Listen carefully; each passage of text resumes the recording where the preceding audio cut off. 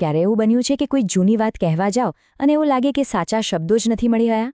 ચાલો આજે ભૂતકાળની વાર્તાઓને એકદમ જીવંત બનાવવાની કળા શીખીએ, જેથી દરેક વાત એકદમ સ્પષ્ટ અને સચોટ રીતે કહી શકાય. આજે આપણે ભૂતકાળના અલગ અલગ કાળને એક કલાકારના રંગોની જેમ જોઈશું, જે આપણને ભૂતકાળનું એકદમ જીવંત ચિત્ર દોરવામાં મદદ કરશે. આપણો આજનો હેતુ એક એવી ટૂલકિટ બનાવવાનો છે, જે ભૂતકાળમાં બનેલી કોઈપણ ઘટનાનું વર્ણન કરવામાં કામ આવે. પછી ભલે એ ઘટના એક જ સેકન્ડમાં પૂરી થઈ ગઈ હોય કે પછી કલાકો સુધી ચાલી હોય. ચાલો તો આપણી ટૂલકિટનું પહેલું અને સૌથી અગત્યનું ઓજાર હાથમાં લઈએ. સાદો ભૂતકાળ એટલે કે સિમ્પલ પાસ્ટ ટેન્સ. આનો નિયમ એકદમ સીધો અને સરળ છે. જ્યારે પણ કોઈ કામ ભૂતકાળમાં કોઈ ચોક્કસ સમય શરૂ થયું અને ત્યાં જ પૂરું પણ થઈ ગયું, તો બસ એના માટે સાદો ભૂતકાળ વાપરવાનો. આ ઉદાહરણ જુઓ. દોડવીરે સવારે 9 વાગે દોડવાનું શરૂ કર્યું અને 10 વાગે રેસ પૂરી કરી દીધી. આ ક્રિયા ગઈકાલે જ પૂરી થઈ ગઈ, એટલે આપણે કહીશું હી કમ્પ્લીટેડ ધ રેસ યસ્ટરડે. વાત ખતમ. અને આનું સૂત્ર પણ એટલું જ સહેલું છે. સૌથી પહેલાં કર્તા એટલે કે કામ કરનાર, પછી ક્રિયાપદનું બીજું રૂપ એટલે કે V2 અને છેલ્લે કર્મ એટલે કે જેના પર કામ થયું, જેમ કે હી કર્તા, પ્લેડ V2, ક્રિકેટ કર્મ. અત્યાર સુધી આપણે એ જોયું કે કામ કોણ કરે છે એ મહત્વનું હતું. પણ ધારો કે આપણે વાર્તાનું ફોકસ બદલવો હોય તો?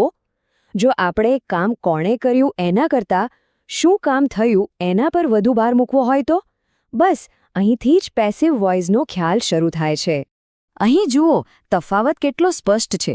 પહેલા વાક્યમાં હીરો છે સમંથા, પણ બીજા વાક્યમાં હીરો બની જાય છે પત્ર. આ જ તો મજા છે. ધ્યાન વ્યક્તિ પરથી હટાવીને સીધું ક્રિયા પર અને તેના પરિણામ પર લાવી શકાય છે. ચાલો હવે આપણી ટૂલકિટમાં બીજું ઓજાર ઉમેરીએ. આ એ કામ માટે છે જે ભૂતકાળમાં કોઈ સમયે ચાલી રહ્યું હતું, પૂરું નહોતું થયું.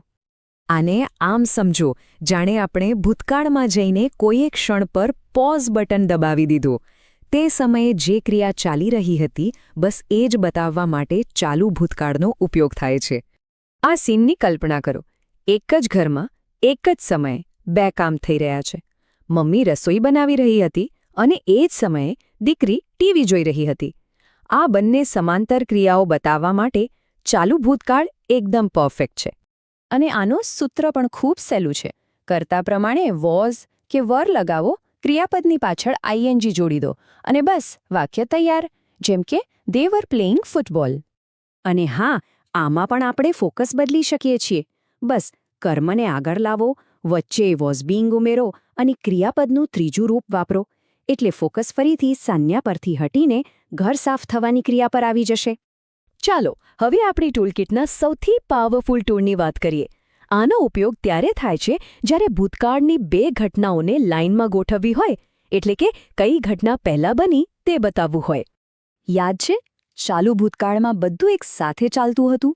વેલ, પૂર્ણ ભૂતકાળમાં એનાથી બિલકુલ ઊંધું છે. અહીં એક ક્રિયા બીજી ક્રિયા શરૂ થાય એ પહેલાં જ પૂરી થઈ ગઈ હોય છે. આ તો કોઈ ફિલ્મના સીન જેવું છે નહીં? ભૂતકાળમાં 2 ઘટનાઓ બની. પોલીસ આવી અને ચોર ભાગી ગયો.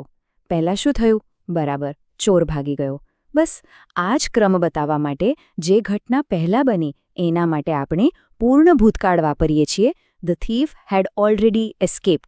અને મજાની વાત એ છે કે આનું સૂત્ર તો સાવ સહેલું છે. કર્તા કોઈ પણ હોય એની સાથે હંમેશા હેડ અને ક્રિયાપદનું ત્રીજું રૂપ એટલે કે V3 જ આવે. સિમ્પલ. તો લો, તૈયાર છે આપણી ભૂતકાળની વાત કરવા માટેની સ્પેશિયલ ટૂલકિટ.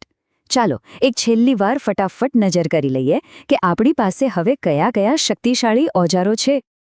તો સારાંશ એકદમ સ્પષ્ટ છે. જો કોઈ કામ પતી ગયું હોય તો વાપરો સાદો ભૂતકાળ.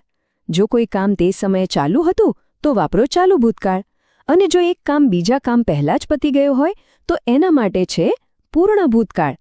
બસ કઈ ક્ષણનું ચિત્ર દોરવું છે એના પરથી સાચું ઓજાર પસંદ કરવાનું છે. તો હવે આ ટૂલકિટ આપણી પાસે છે. હવે સવાલ એ છે કે આ નવી સમજ સાથે આપણે આપણી પોતાની ભૂતકાળની વાર્તાઓને કેટલી વધુ સારી રીતે, કેટલી વધુ જીવંત રીતે રજૂ કરી શકીશું.